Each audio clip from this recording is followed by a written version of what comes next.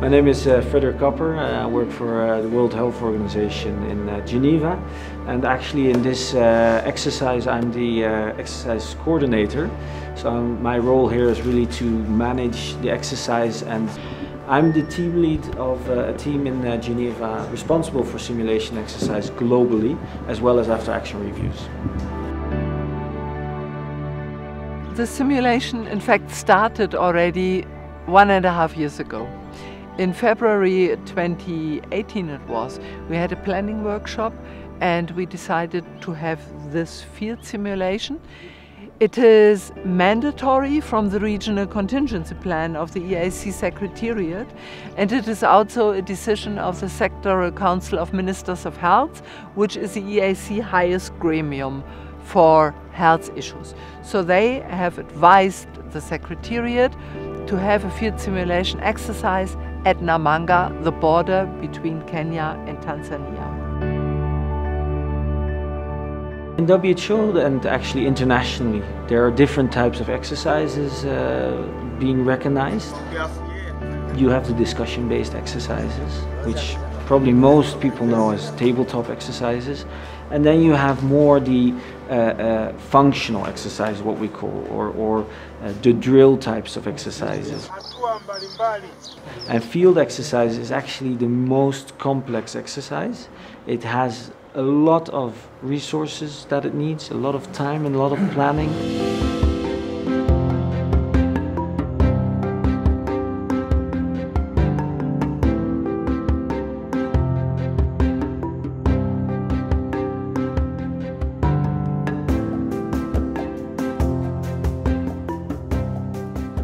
This cross-border simulation exercise is so far the biggest exercise that has been conducted in this region, and we have seen the importance of making sure countries collaborate. They have that responsibility to make sure that they coordinate with their neighboring countries and try to prevent or protect their neighboring countries while ensuring that they also deal with those emergencies at source.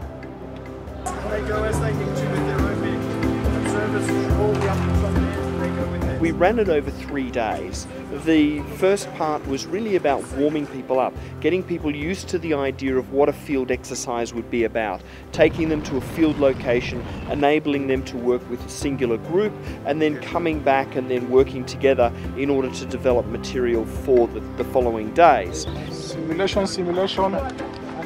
Kenya farm correct? Yes, we are set. The second day then we had a lot of moving parts. We had teams in remote sites, we had different parts of the organisation in different areas, and we also had a number of other field activities going on. So for instance, we had people working in local hospitals, we had people going around to the local slaughterhouses, we also had various rapid response teams in motion.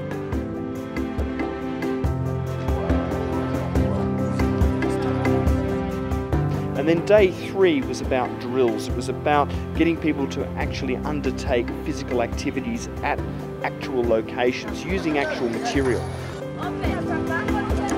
So when you combine all of that, you've got a lot of things you have to organise, a lot of different parts.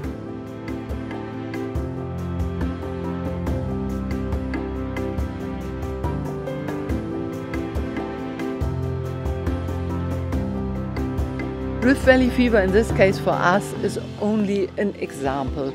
We choose it because, like nearly no other infectious diseases, it gives us the opportunity to test at the same time animal health, human health, tourism, trade, and even climate impact.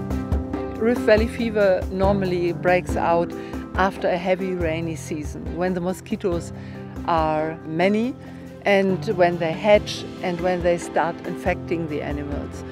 Then you wait for a while, 6 weeks later or so, you usually have the first human cases. This exercise is really unique in multiple ways, because it's not just 2 countries. It has also the regional aspect with the EAC Secretariat involved, as well as the cross-border element. We are now here at Namanga, where we are looking at the cross-border movement of goods, passengers. So in that sense, it's not just focusing on health. It has also all the other sectors involved, and that makes it unique. It makes it also very complex, of course. So in the different field locations, we have 3 different functions: the facilitator, the evaluator, and the liaison officer. And these people are really the eyes and ears on the ground. Facilitator is really the manager of his or her site, his exercise site. That person is really in charge, and that person is also the only person that has a direct contact line with the control room. Then the evaluator has a specific task, which is to evaluating the different indicators. Then we have the 3rd function, which is the liaison security function, and that's particularly important in a field exercise like this.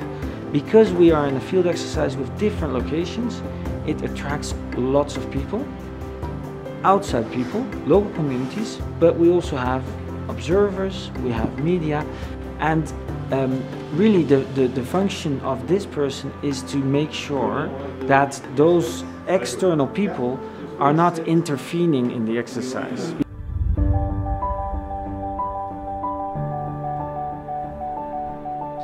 In this exercise, we have the health sector, we have agriculture and livestock, we have trade, we have tourism and wildlife, environment and natural resource, defense, as well as the community. This is a very special occasion to us as WHO, mainly because this is the first time that we participate in a simulation exercise of this magnitude and scope. Simulation exercises play a key role in the preparedness phase.